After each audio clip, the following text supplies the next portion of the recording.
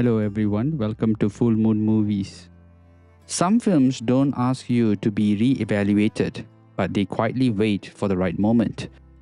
A Knight's Tale is one of those films. Released in 2001, it arrived wrapped in irony, pop music and playful anachronism, which caused many to dismiss it as a lightweight fun. But watching it today in 4K, especially as a complete physical presentation, the films reveal something far more enduring. A sincere story about identity, dignity, and the human desire to be seen as more than the circumstances we are born into. At its core, A Knight's Tale is not really about medieval jostling, but it's about class, mobility, and reinvention. William Thatcher, played with remarkable warmth by Heath Ledger, is not chasing glory for its own sake. He is chasing legitimacy. Born as a peasant raised by absence and shaped by hardship, William's dream is radical for its time, not to overthrow the system, but to enter it. Now that desire alone makes him a threat. Ledger's performance is key to why the film still works. He brings an openness and sincerity that prevents the character from slipping into fantasy heroism. William is brave, but he's also reckless, confident yet deeply insecure. Every joust is not just a physical challenge, but it's a test of whether he belongs. Now that becomes the emotional undercurrent which gives the weight to even the film's most playful moments. Director Brian Hedgeland makes a bold creative decision by blending medieval imagery with modern rock music, most famously using Queen's We Will Rock You during tournament scenes. On the surface, it's fun and crowd-pleasing, but beneath it serves a deeper purpose. The anachronism collapses time. It tells the audience that this story isn't about the past, it's about us, about ambition in rigid systems. It's about proving worth in worlds that predecide your value. The supporting cast elevates the films beyond its premises. Paul Bettany's Geoffrey Chaucer is not comic relief alone. It represents language as power, the ability to declare someone into existence.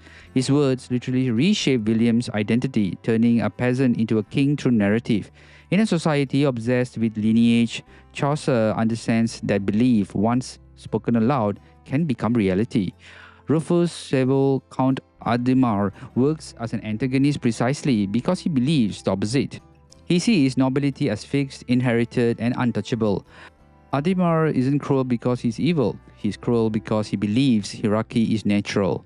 Now that makes the rivalry with William ideological, not just competitive. Now their conflict is about whether merit can challenge birthright.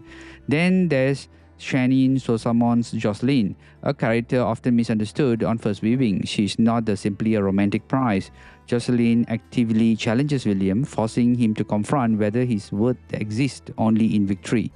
Her demand that he lose to prove his love may feel frustrating, but thematically it's essential.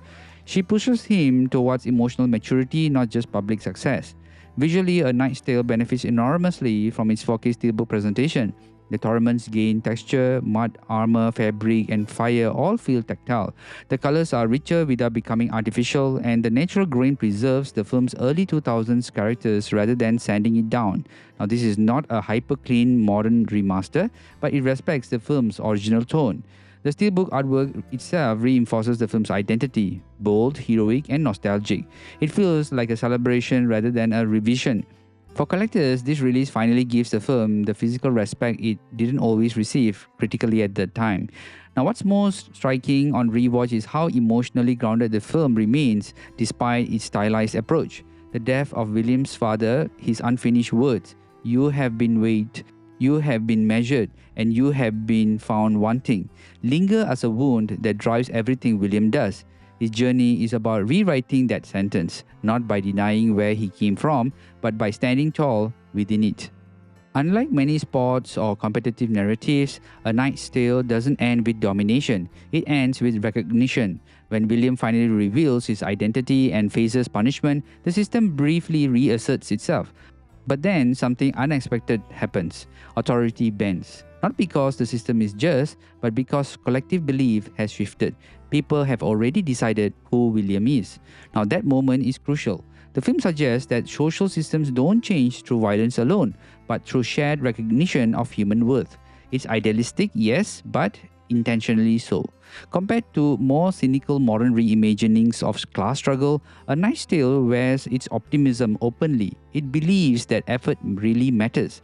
Now, that talent deserves space, that identity can be earned. In today's landscape where mobility feels increasingly constrained, that message lands with surprising force.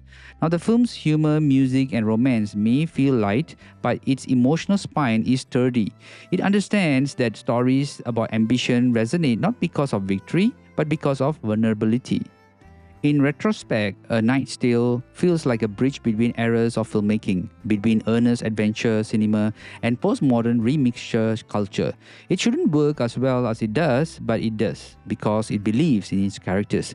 Now, watching it now in 4K, the film doesn't feel dated, it feels honest, about wanting more, about pushing against limits, about standing in front of a world that says, know your place, and answering quietly but firmly, I choose my own. And that's more than just jouts or anthems or armor, is why A Knight's Tale still rides tall. Now, this movie is a must watch.